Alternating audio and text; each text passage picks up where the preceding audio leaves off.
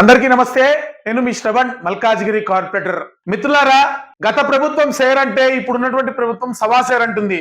నువ్వు తప్పులు చేసినావు అంటే నీకు మించి తప్పులు నేను చేస్తాను ఇప్పుడున్నటువంటి ప్రభుత్వం అంటావు. ఈరోజు స్వచ్ఛదనము పచ్చదనం పేరుతోటి ఒక కార్యక్రమాన్ని చేస్తున్నటువంటి ఈ ప్రభుత్వము, దీనికి సంబంధించి ప్రిపరేటరీ మీటింగ్ జిహెచ్ఎంసీలో అర్బన్ లోకల్ బాడీగా జిహెచ్ఎంసీ యొక్క ఆధ్వర్యంలో చేస్తున్నటువంటి ఈ కార్యక్రమంలో నాలా పూడిక తీతలు తీయాలి. తీస్తుర్రా ఏడైనా?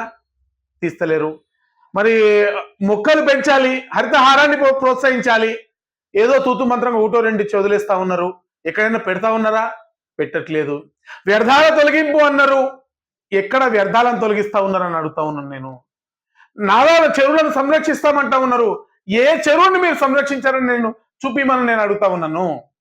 అంటే కేవలము ఒక కార్యక్రమం చేయాలి కాబట్టి అక్కడ ఉన్నటువంటి ప్రతినిధులతో, ప్రజాప్రతినిధులతో కూడా కనీసం ఒక మీటింగ్ పెట్టకుండా, దానికి ఒక ఫండింగ్, ఒక రూపాయి కూడా ఫండింగ్ ఇవ్వకుండా, 2 వెహికల్స్ ఇవ్వకుండా కార్యక్రమాన్ని చేపట్టడం వల్ల ఎవరికి ఉపయోగం అని నేను అడుగుతున్నాను.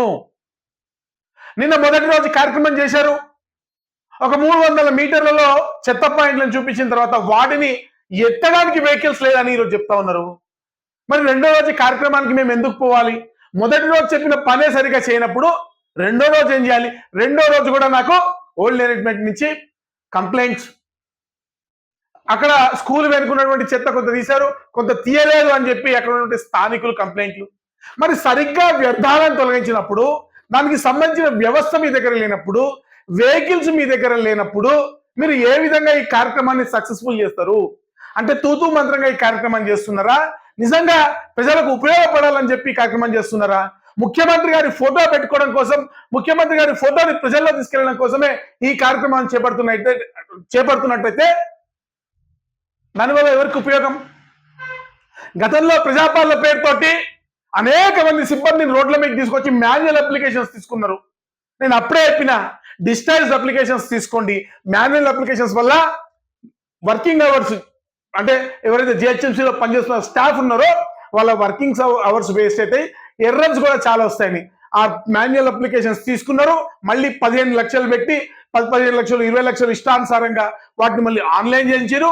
ఈ ఆన్లైన్ లో చేసే క్రమంలో కొన్ని ఫ్లైఓవర్ల కింద పడేసారు. ప్రజల దగ్గర రిసిప్ట్ ఉంది, ఆన్లైన్ లో డేటా లేదు. ఈ మొత్తం ప్రాసెస్ వల్ల ఎవరు లాభపడ్డారు? ఐడెంటిఫికేషన్ కరెక్ట్ అయినా తప్పులు జరగలేవా? అదే ఆన్లైన్ లో మీరు ఒక మొబైల్ యాప్ ద్వారానో, మీ సేవలోనో, లేదా జిహెచ్ఎంసీ ఆఫీస్లోనే స్టాఫ్ పెట్టి అక్కడే ప్రజలను రప్పించి అప్లికేషన్ తీసుకొని డైరెక్ట్ గా ఆన్లైన్ చేస్తుంటే ఎర్రర్స్ జరుగుండేవా? తప్పులు జరుగుండేవా? దీనికన్నా బెటర్ గా ఉండేది కదా. ఎందుకు చేయలేకపోయారు? ఈరోజు మళ్ళీ అటువంటి తప్పునే మళ్ళీ రిపీట్ చేస్తున్నారు. కార్యక్రమం తీసుకున్నారు, దానికి రూపాయి ఫండింగ్ లేదు, వెహికల్స్ లేదు. ఎవరికి ఉపయోగం? ఈరోజు చిన్న చిన్న డివిజన్లలోనే చిన్న చిన్న కార్యక్రమాలు చేపట్టడానికి మన దగ్గర డబ్బులు లేవు. వాటర్ వర్క్స్ చేయడానికి డబ్బులు లేవు. వాటర్ వర్క్స్ పైప్ లైన్ వేయడానికి డబ్బులు లేవు. వాటర్ ప్రెషర్ ఇష్యూ, నల్లాలు సరిగ్గా వస్తలేవు, మంచినీళ్ళు సరిగ్గా వస్తలేవు. భాగ్యనగరంలో, విశ్వనగరమైనటువంటి భాగ్యనగరంలో మంచినీళ్లు సరిగ్గా అవ్వట్లేదు, మురికి నీళ్ళు వస్తా ఉన్నాయి. కొన్ని సందర్భాల్లో వరదలు వస్తే వరద నీళ్ళు వస్తా ఉన్నాయి.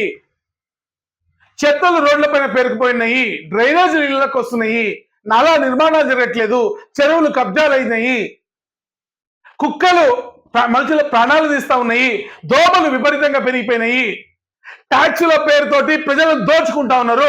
70 సంవత్సరాల మరి మాజీ సైనికులను కూడా ట్యాక్స్ కరెక్షన్ 4 సార్లు ప్రజాపాలనలో ఇస్తే ఇప్పుడు కరెక్ట్ చేయకుండా రోడ్ల పైన తిప్పిస్తా ఉన్నారు.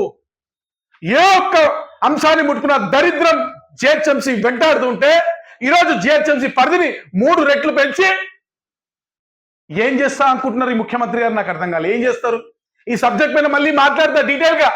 ఇప్పుడున్నటువంటి జిహెచ్ఎంసీ 600 స్క్వేర్ కిలోమీటర్లు ఉంటే దాన్ని 2000 స్క్వేర్ కిలోమీటర్లు అంటే దాదాపు 3 రెట్లు పైన 310% పెంచి మేము సర్వీసెస్ చేస్తా అంటారు. 150 మంది కార్పొరేటర్లతో కౌన్సిల్లో మీరు మాట్లాడించలేకపోతున్నారు. కోర్టు మెట్లు ఎక్కాల్సి వస్తుంది మేము కౌన్సిల్ సమావేశాల కోసం. ఏ ఒక్క సమావేశంలో అజెండా చర్చించలేదు. ఏ ఒక్క సమస్య జిహెచ్ఎంసీ పరిధిలో పరిష్కారం కావట్లేదు. నిత్యం సమస్యలతో విలయతాండవం జరుగుతూ ఉంది జిహెచ్ఎంసీలో. మరి ఈరోజు పెంచి జిహెచ్ఎంసీ 3 రెట్లు పెంచి ఏం చేద్దాం అనుకుంటున్నారు?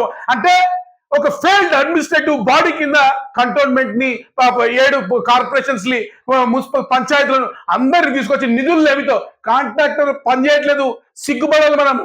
కాంట్రాక్టర్లు టెండర్లు వేయట్లేదంటే జిహెచ్ఎంసీలో మరి ఇప్పుడు ఉన్నటువంటి 3 అంటే ఔటర్ రింగ్ రోడ్ ప్రాంతం మొత్తం కూడా ఇటువంటి సమస్యల నిలయంలో కూర్చాలన్నటువంటిది మరి ఈ యొక్క ప్రభుత్వం యొక్క లక్ష్యమా అని నేను అడుగుతా ఉన్నాను. ఇక్కడ సరిగ్గా పనిచేయనప్పుడు మీరు అక్కడ మొత్తం ప్రాంతంలో ఏం చేస్తారని చెప్పి ఇంకా డీటెయిల్ గా మాట్లాడతాను. 2 రోజులు రేపెల్లు మాట్లాడదాం అనుకున్నా. ఈ సందర్భంలో ఇంతవరకు ఆపుతున్నా. ఒక ఫెయిల్డ్ అడ్మినిస్ట్రేటివ్ బాడీ, ఒక జిహెచ్ఎంసీ కమిషనర్ పెట్టిరు. జిహెచ్ఎంసీ కమిషనర్ నేను తప్పుపడతలే. ఒక హై గ్రేడ్ ఆఫీసర్ ఉండాల్సిన స్థాయిలో, అంటే సెక్రటరీ ర్యాంక్ లో ఉండాల్సిన స్థాయిలో ఇంకో ఆఫీసర్ తీసుకొచ్చి పెట్టారు. సంతోషం, young officer, fine, thank you. కానీ ఎన్ని ఛార్జెస్ పెట్టారు? 6 ఛార్జీలు. ఒక 4 గంటలు, ఒక 6 గంటలు. దేవుడికి తెలియాలి, వాళ్ళకి తెలియాలి. జిహెచ్ఎంసీ ఆఫీస్ ప్రధాన కార్యాలయంలో కమిషనర్ అందుబాటులో ఉండట్లేదని అక్కడ ఉన్నటువంటి అనేక మంది అడిషనల్ కమిషనర్ కంప్లైంట్, సిబ్బంది కంప్లైంట్, ప్రజల కంప్లైంట్. మరి అన్ని ఛార్జీలు ఇస్తే ఆమె కూడా చేయలేదు కదా. అంటే జిహెచ్ఎంసీ పైన సరైన అవగాహన ఉందా ఇన్ఛార్జ్ మంత్రి పొన్నం ప్రభాకర్ గారు, ఎమ్మెల్యే మినిస్టర్ రేవంత్ రెడ్డి గారు? మీకు 6 ఛార్జీలు పెట్టి నిత్యం సమస్యల వలయంలో కూరుకుపోయినటువంటి జిహెచ్ఎంసీలో ఒక ఆఫీసర్ ఫుల్ టైం పనిచేసిన సమయం సరిపోదు. 6 ఛార్జీలు ఉన్న ఆఫీసర్ని తీసుకొచ్చి మీరు ఇక్కడ పెట్టారు. ఏ విధంగా జిహెచ్ఎంసీ బాగు చేయాలనుకుంటున్నారు మీరు చెప్పాలి నాకు ఈరోజు.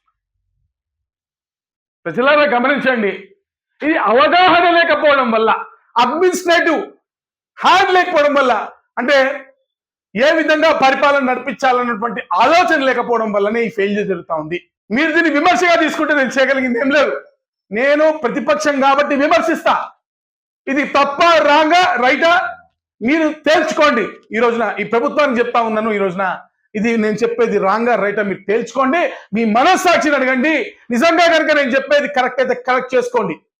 ఈ వ్యవస్థలో మీరైతే స్టేట్మెంట్ చేస్తున్నారో, ఏ మెకానిజంతో మీరు జిహెచ్ఎంసీ నడిపిస్తున్నారో, దీన్ని మీరు మార్చుకోవాల్సిన పద్ధతి, మార్చుకోవాల్సిన సమయం ఆసన్నమైంది. దాదాపు సంవత్సరం కావస్తుంది. ఇంకెప్పుడు జిహెచ్ఎంసీని బాగు చేస్తారని నేను అడుగుతున్నాను. ఇంకా ఇదే పద్ధతిలో మీరు పందాలో మీరు పోదలుచుకుంటే ఈ జిహెచ్ఎంసీ మరింత అధ్వానంగా పోయేటువంటి పరిస్థితి ఉంది. ఇప్పటికే రియల్ ఎస్టేట్ డౌన్, అక్కడెక్కడో ప్రపంచ నగరం కడతా, విశ్వనగరం, ఫ్యూచర్ సిటీ కడతా అంటారు. ప్రెసెంట్ సిటీకి దిక్కు లేదు, ఫ్యూచర్ సిటీ గురించి మాట్లాడుతున్నాం. ఇది భాగ్యనగర ప్రజల పునాదులు ఉన్నటువంటి భాగ్యసీమ భాగ్యనగరం. దీన్ని కాపాడండి ఫస్ట్. మీరు ఫ్యూచర్ సిటీ ఎవరు కావాలి? ఫ్యూచర్ సిటీ వస్తుందో లేదో, వస్తే వాళ్ళు బాగుపడతారు. ఇప్పుడు బతుకున్న వాళ్ళైతే బాగుపడాలి కదా. ఇప్పుడున్న వాళ్ళైతే ప్రశాంతంగా నివసించాలి కదా. పచ్చని చెట్లను చూడాలి, చల్లని గాలిని పీల్చాలి, చెత్తలేని రోడ్లపై నడవాలి. దీనిపైన మీ కుక్కలు కనటువంటి సేఫ్టీలో వాళ్ళు నడవాలి. వీటిపైన ప్రణాళిక లేకుండా ఫ్యూచర్ సిటీ అని మాట్లాడితే అది నాకు ఫ్యూచర్ గా కనబట్లేదు. నిజంగా అది దాంట్లో నాకు ఎక్కడ రీజనింగ్ అనేది, ఎక్కడ లాజిక్ అనేది కనబట్లేదు. దయచేసి ఈ ప్రభుత్వాన్ని, ముఖ్యమంత్రి గారిని, ఇన్ఛార్జ్ మంత్రి గారిని, మేయర్ గారిని, కమిషనర్ గారిని అందరినీ డిమాండ్ చేస్తున్నాను. నిజాలు వెలుగులోకి తీసుకురండి. ప్రజలను మభ్య పెట్టకండి. ప్రజలని డార్క్ లో పెట్టడం వల్ల మనందరం నష్టపోతాం, భవిష్యత్ తరాలు నష్టపోతాయి. నిజాలు బయటికి తెచ్చి నిజాన్ని యాక్సెప్ట్ చేసి దానిపైన పనిచేయడం ప్రారంభిద్దాం. అసలైన తొలి వెలుగు. ఫాలో వాట్సాప్ @తొలి వెలుగు official.